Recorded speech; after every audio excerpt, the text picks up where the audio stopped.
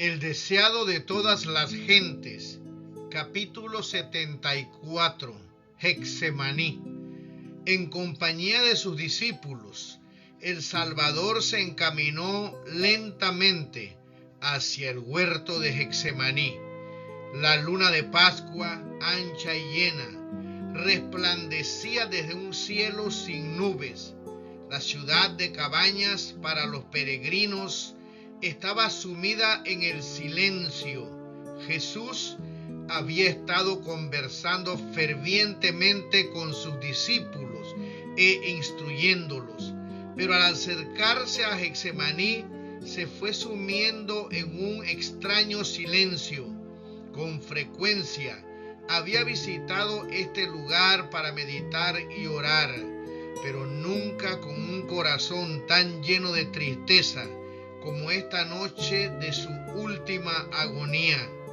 Toda su vida en la tierra había andado en la presencia de Dios. Mientras se hallaba en conflicto con hombres, animado por el mismo espíritu de Satanás, pudo decir: el que me envió conmigo está, no me ha dejado solo el Padre, porque yo lo que a él agrada hago siempre. Pero ahora le parecía estar excluido de la luz de la presencia sostenedora de Dios. Ahora se contaba con los transgresores. Debía llevar la culpabilidad de la humanidad caída sobre el que no conoció pecado.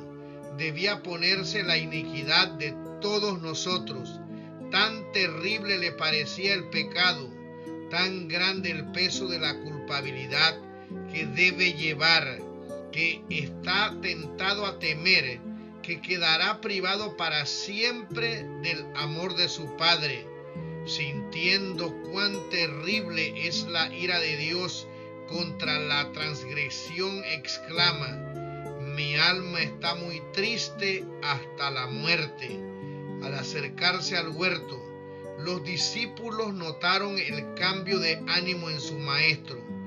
Nunca antes le habían visto tan completamente triste y callado. Mientras avanzaba, esta extraña tristeza se iba ahondando, pero no se atrevían a interrogarle acerca de la causa. Su cuerpo se tambaleaba como si estuviese por caer. Al llegar al huerto, los discípulos buscaron ansiosamente el lugar donde solía retraerse para que su maestro pudiese descansar. Cada paso le costaba un penoso esfuerzo. Dejaba oír gemidos como si le agobiase una terrible carga. 2 veces lo sostuvieron sus compañeros, pues sin ellos habría caído al suelo. Cerca de la entrada del huerto, Jesús dejó a todos sus discípulos, menos 3, rogándoles que orasen por sí mismos y por él. Acompañado de Pedro, Santiago y Juan, entró en los lugares más retirados. Estos 3 discípulos eran los compañeros más íntimos de Cristo. Habían contemplado su gloria en el monte de la transfiguración. Habían visto a Moisés y Elías conversar con él. Habían oído la voz del cielo, y ahora en su grande lucha, Cristo deseaba su presencia inmediata. Con frecuencia había pasado la noche con él en este sitio. En esas ocasiones, después de unos momentos de vigilia y oración, se dormían apaciblemente a corta distancia de su maestro, hasta que los despertaba por la mañana para salir de nuevo a trabajar. Pero ahora deseaba que ellos pasasen la noche con él en oración. Sin embargo, no podía sufrir que ellos presenciasen la agonía que iba a soportar. Quedaos aquí, dijo, y velad conmigo. Fue a corta distancia de ellos, no tan lejos que no pudiesen verle y oírle, y cayó postrado en el suelo. Sentía que el pecado le estaba separando de su padre. La cima era tan ancha, negra y profunda que su espíritu se estremecía ante ella. No debía ejercer su poder divino para escapar de esa agonía. Como hombre, debía sufrir las consecuencias del pecado del hombre. Como hombre, debía soportar la ira de Dios contra la transgresión. Cristo asumía ahora una actitud diferente de la que jamás asumiera antes. Sus sufrimientos pueden describirse mejor en las palabras del profeta: levántate, oh espada, sobre el pastor y sobre el hombre compañero mío, dice Jehová de los ejércitos. Como sustituto y garante del hombre pecaminoso, Cristo estaba sufriendo bajo la justicia divina. Veía lo que significaba la justicia. Hasta entonces había obrado como intercesor por otros. Ahora anhelaba tener un intercesor para sí. Sintiendo quebrantada su unidad con el Padre, temía que su naturaleza humana no pudiese soportar el venidero conflicto con las potestades de las tinieblas. En el desierto de la tentación había estado en juego el destino de la raza humana. Cristo había vencido entonces. Ahora el tentador había acudido a la última y terrible lucha para la cual se había estado preparando durante los 3 años del ministerio de Cristo. Para él todo estaba en juego. Si fracasaba aquí, perdía su esperanza de dominio. Los reinos del mundo llegarían a ser finalmente de Cristo. Él mismo sería derribado y desechado. Pero si podía vencer a Cristo, la tierra llegaría a ser el reino de Satanás y la familia humana estaría para siempre en su poder. Frente a las consecuencias posibles del conflicto, embargaba el alma de Cristo el temor de quedar separada de Dios. Satanás le decía que si se hacía garante de un mundo pecaminoso, la separación sería eterna. Quedaría identificado con el reino de Satanás y nunca más sería uno con Dios. ¿Y qué se iba a ganar por este sacrificio? Cuán irremisibles parecían la culpabilidad y la ingratitud de los hombres. Satanás presentaba al Redentor la situación en sus rasgos más duros. El pueblo que pretende estar por encima de todos los demás en ventajas temporales y espirituales te ha rechazado. Está tratando de destruirte a ti, fundamento, centro y sello de las promesas, a ellos hechas como pueblo peculiar. Uno de tus propios discípulos que escuchó tus instrucciones y se ha destacado en las actividades de tu iglesia te traicionará. Uno de tus más celosos seguidores te negará. Todos te abandonarán. Todo el ser de Cristo aborrecía este pensamiento, que aquellos a quienes se había comprometido a salvar, aquellos a quienes amaba tanto, se unieran a las maquinaciones de Satanás. Esto traspasaba su alma. El conflicto era terrible. Se medía por la culpabilidad de su nación, de sus acusadores y su traidor, por la de un mundo que yacía en la iniquidad.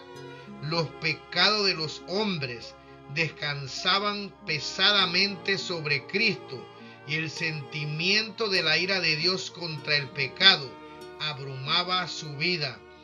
Mirémosle contemplando el precio que ha de pagar por el alma humana.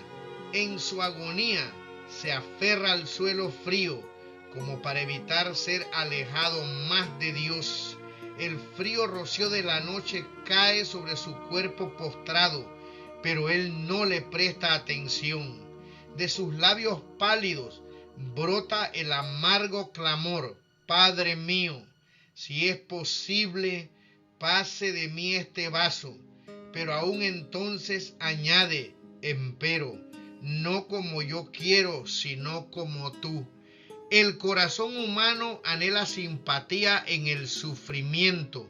Este anhelo lo sintió Cristo en las profundidades de su ser. En la suprema agonía de su alma, vino a sus discípulos con un anhelante deseo de oír algunas palabras de consuelo de aquellos a quienes había bendecido y consolado con tanta frecuencia y escudado en la tristeza y la angustia. El que siempre había tenido palabras de simpatía para ellos, sufría ahora una agonía sobrehumana y anhelaba saber que oraban por él y por sí mismos. Cuán sombría parecía la malignidad del pecado. Era terrible la tentación de dejar a la familia humana soportar las consecuencias de su propia culpabilidad mientras él permaneciese inocente delante de Dios. Si tan solo pudiera saber que sus discípulos comprendían y apreciaban esto, se sentiría fortalecido. Levantándose con penoso esfuerzo, fue tambaleándose a donde había dejado a sus compañeros, pero los halló durmiendo. Si los hubiese hallado orando, habría quedado aliviado. Si ellos hubiesen estado buscando refugio en Dios para que los agentes satánicos no pudiesen prevalecer sobre ellos, habría quedado consolado por su firme fe. Pero no habían escuchado la amonestación repetida: velad y orad. Al principio los había afligido mucho al ver a su maestro, generalmente tan sereno y digno, luchar con tristeza incomprensible. Habían orado al oír los fuertes clamores del que sufría. No se proponían abandonar a su Señor, pero parecían paralizados por un estupor que podrían haber sacudido si hubiesen continuado suplicando a Dios. No comprendían la necesidad de velar y orar fervientemente para resistir la tentación. Precisamente antes de dirigir sus pasos al huerto, Jesús había dicho a los discípulos: todos seréis escandalizados en mí esta noche. Ellos le habían asegurado enérgicamente que irían con él a la cárcel y a la muerte. Y el pobre Pedro, en su suficiencia propia, había añadido: aunque todos sean escandalizados, mas yo no. Pero los discípulos confiaban en sí mismos. No miraron al poderoso auxiliador como Cristo les había aconsejado que lo hiciesen. Así que cuando más necesitaba el Salvador su simpatía y oraciones, los halló dormidos.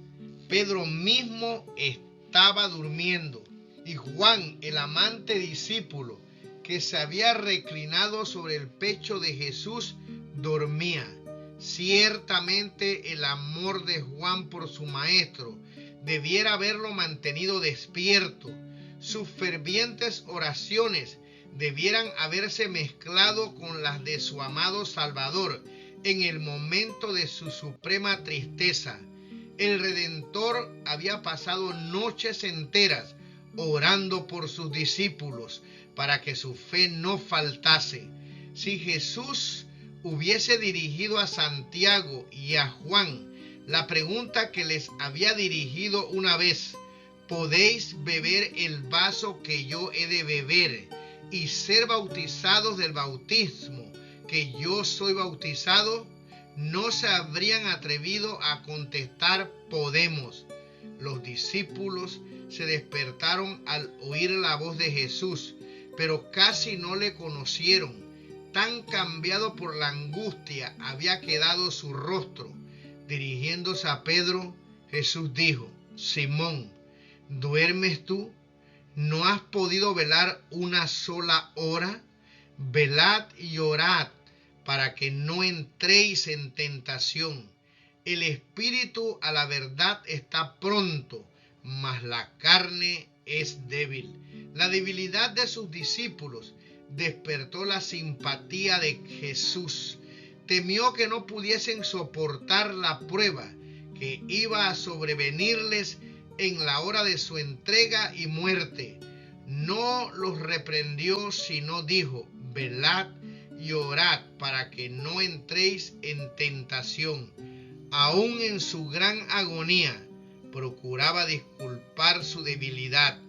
El espíritu a la verdad está pronto, dijo, mas la carne es débil. El Hijo de Dios volvió a quedar presa de agonía sobrehumana y tambaleándose volvió agotado al lugar de su primera lucha. Su sufrimiento era aún mayor que antes.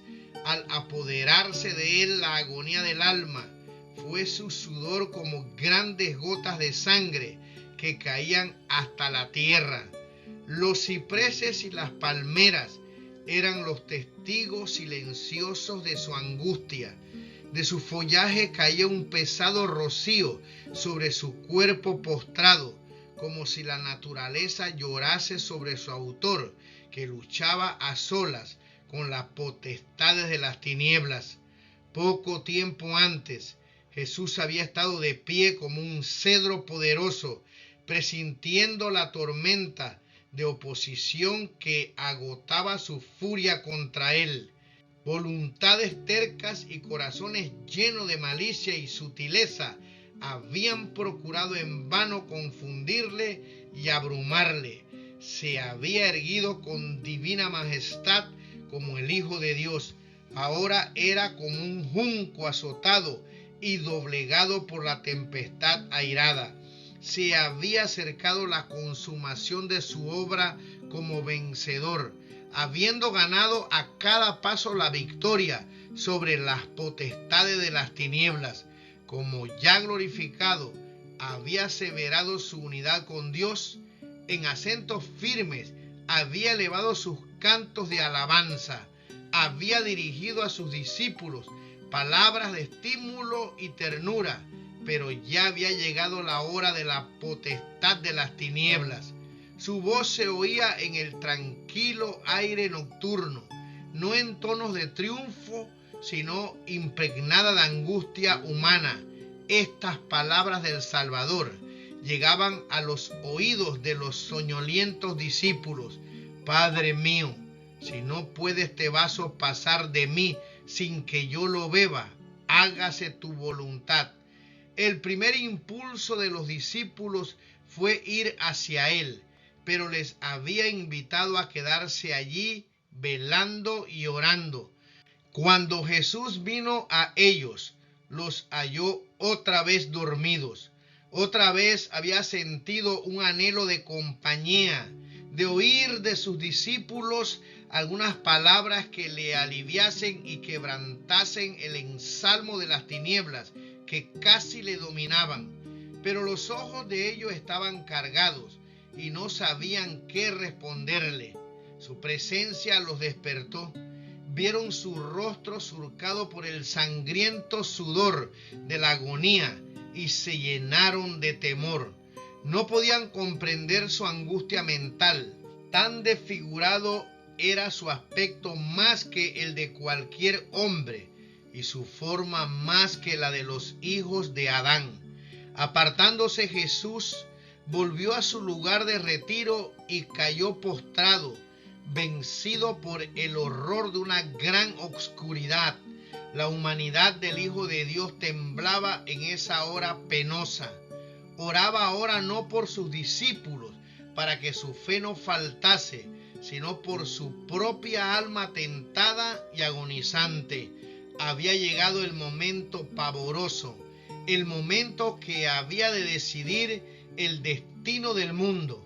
La suerte de la humanidad pendía de un hilo. Cristo podía aún ahora negarse a beber la copa destinada al hombre culpable. Todavía no era demasiado tarde. Podía enjugar el sangriento sudor de su frente y dejar que el hombre pereciese en su iniquidad. Podía decir: reciba el transgresor la penalidad de su pecado, y yo volveré a mi Padre. ¿Beberá el Hijo de Dios la amarga copa de la humillación y la agonía? ¿Sufrirá el inocente las consecuencias de la maldición del pecado para salvar a los culpables? Las palabras caen temblorosamente de los pálidos labios de Jesús. Padre mío, si no puede este vaso pasar de mí sin que yo lo beba, hágase tu voluntad. 3 veces repitió esta oración. 3 veces rehuyó su humanidad, el último y culminante sacrificio. Pero ahora surge delante del Redentor del mundo la historia de la familia humana. Ve que los transgresores de la ley, abandonados a sí mismos, tendrían que perecer. Ve la impotencia del hombre, ve el poder del pecado. Los ayes y lamentos de un mundo condenado surgen delante de él. Contempla la suerte que le tocaría y su decisión queda hecha. Salvará al hombre sea cual fuere el costo.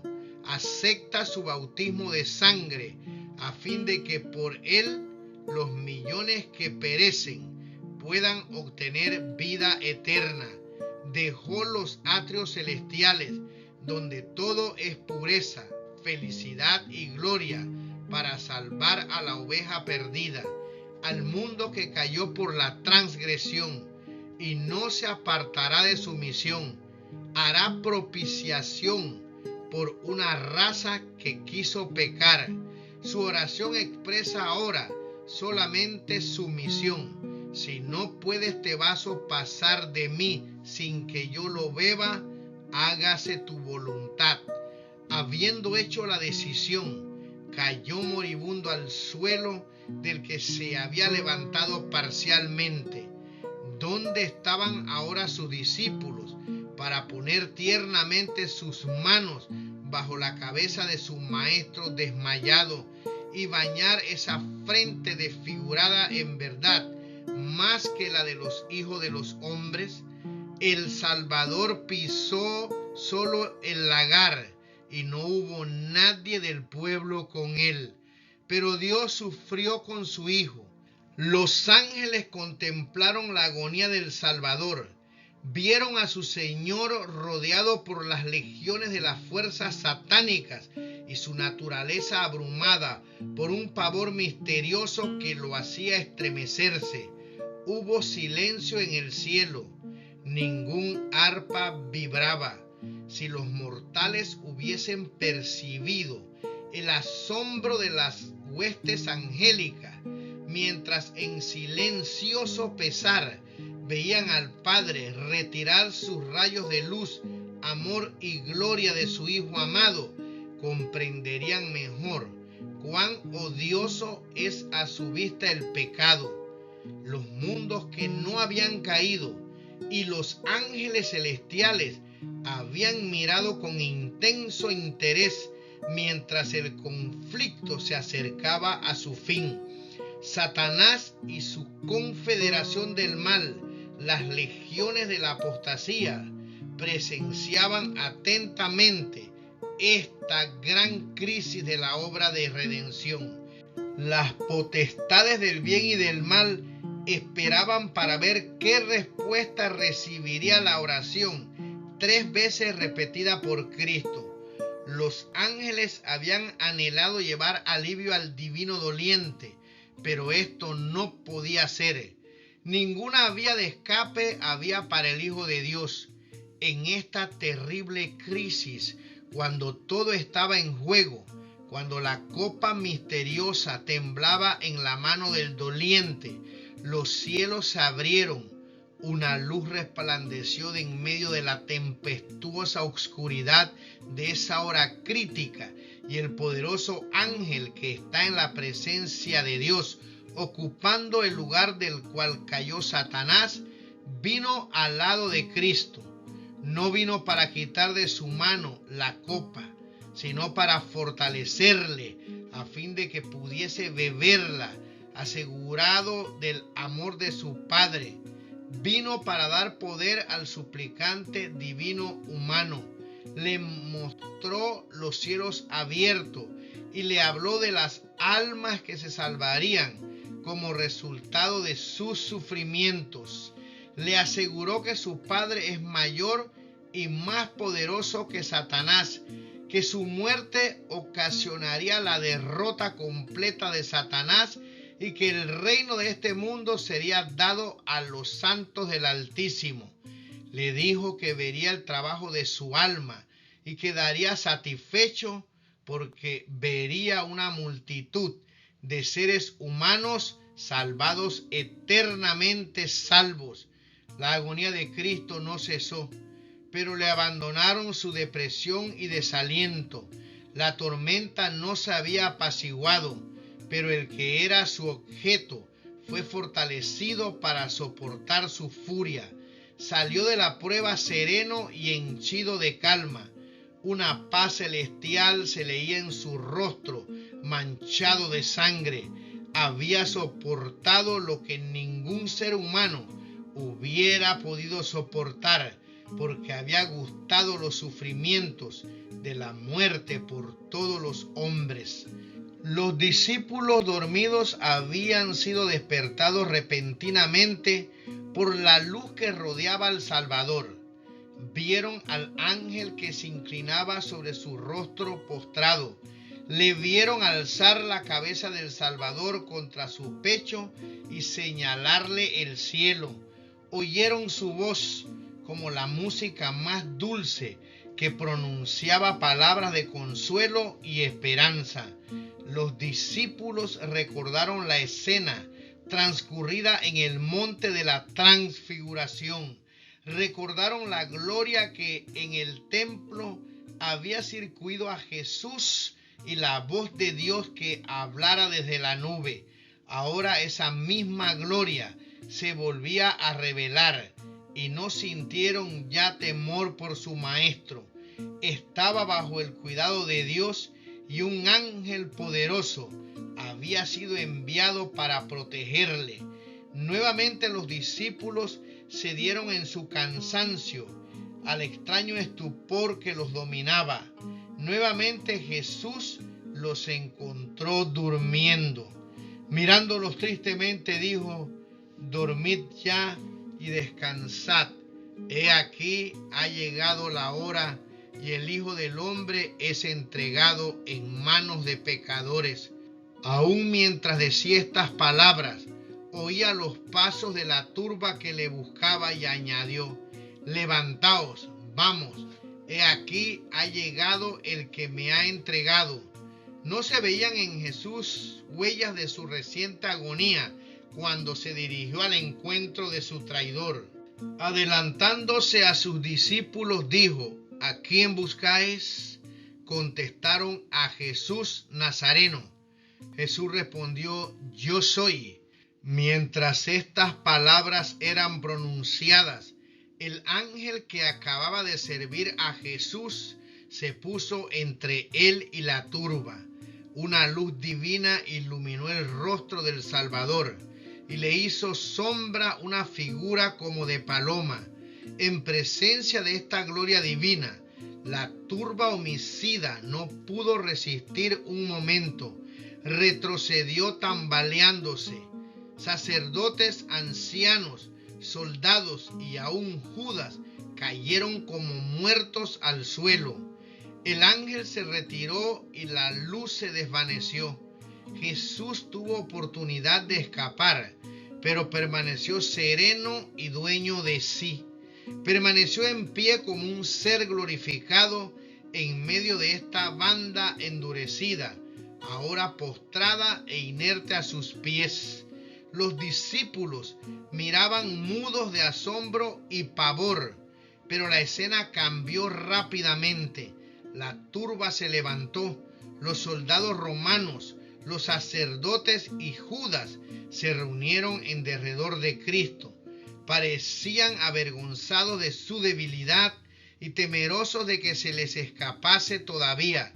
Volvió el Redentor a preguntar: ¿a quién buscáis? Habían tenido pruebas de que el que estaba delante de ellos era el Hijo de Dios, pero no querían convencerse.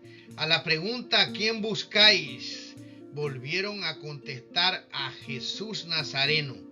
El Salvador les dijo entonces: os he dicho que yo soy.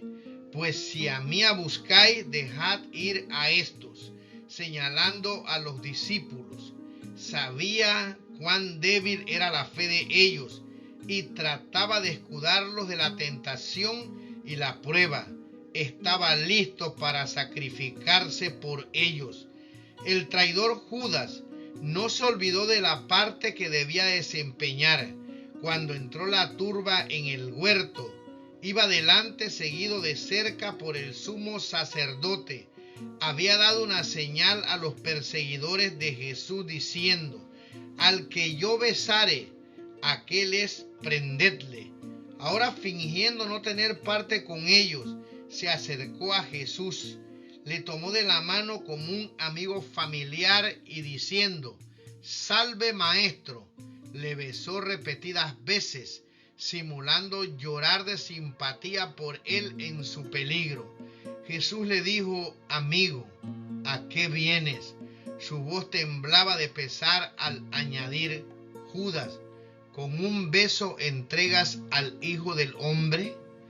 Esta súplica debiera haber despertado la conciencia del traidor y conmovido su obstinado corazón, pero le habían abandonado la honra, la fidelidad y la ternura humana.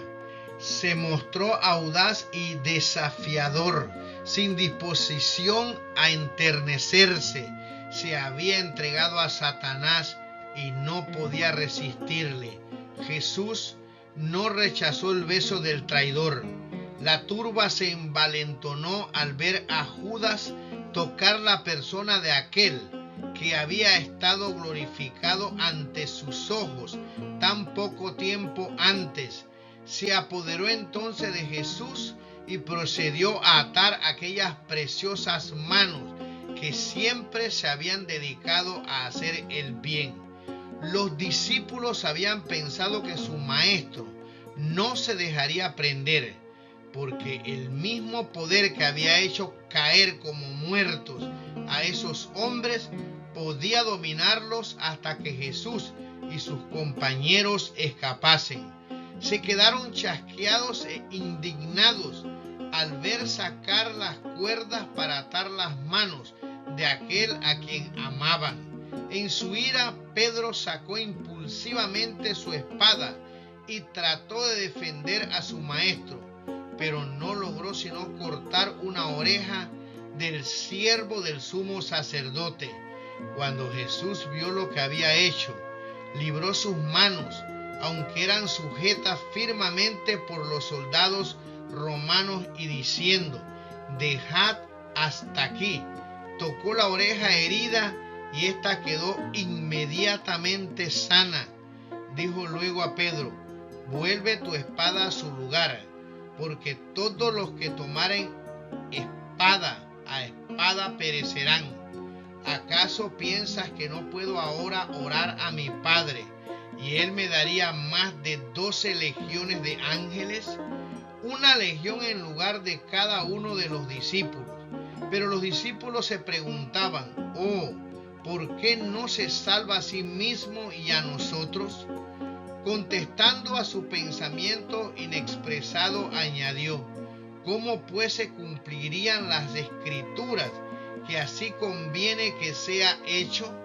El vaso que el Padre me ha dado, ¿no lo tengo de beber?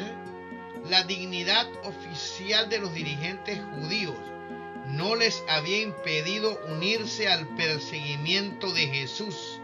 Su arresto era un asunto demasiado importante para confiarlo a subordinados, así que los astutos sacerdotes y ancianos se habían unido a la policía del templo y a la turba para seguir a Judas hasta Getsemaní. ¡Qué compañía para estos dignatarios! Una turba ávida de excitación y armada con toda clase de instrumentos como para perseguir a una fiera. Volviéndose a los sacerdotes y ancianos, Jesús fijó sobre ellos su mirada escrutadora. Mientras viviesen, no se olvidarían de las palabras que pronunciara. Eran como agudas saetas del Todopoderoso. Con dignidad dijo: salisteis contra mí con espadas y palos como contra un ladrón. Día tras día estaba sentado enseñando en el templo. Tuvisteis toda oportunidad de echarme mano y nada hicisteis. La noche se adapta mejor para vuestra obra. Esta es vuestra hora y la potestad de las tinieblas. Los discípulos quedaron aterrorizados al ver que Jesús permitía que se le prendiese y atase. Se ofendieron porque sufría esta humillación para sí y para ellos. No podían comprender su conducta y le inculpaban por someterse a la turba. En su indignación y temor, Pedro propuso que se salvasen a sí mismos. Siguiendo esta sugestión, todos los discípulos huyeron, dejándole. Pero Cristo había predicho esta deserción. He aquí, había dicho: la hora viene y ha venido, que seréis esparcidos, cada uno por su parte, y me dejaréis solo. Mas no estoy solo, porque el Padre está conmigo.